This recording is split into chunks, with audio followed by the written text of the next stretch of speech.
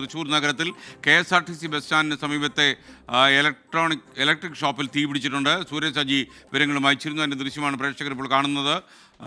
എന്താണ് ഈ തീപിടുത്തത്തിന് കാരണം? ഇപ്പോൾ തീ അണയ്ക്കാൻ കഴിഞ്ഞോ?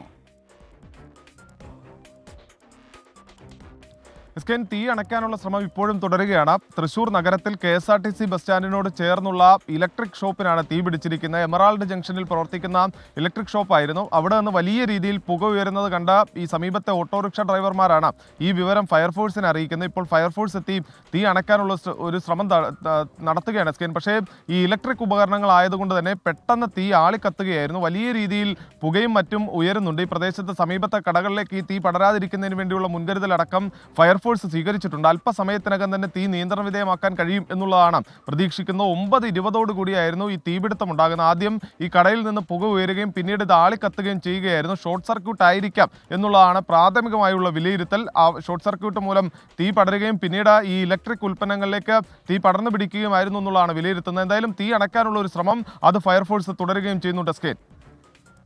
Okay, thank you. സൂര്യ സജിയാണ് വിവരങ്ങൾ നൽകിയത്.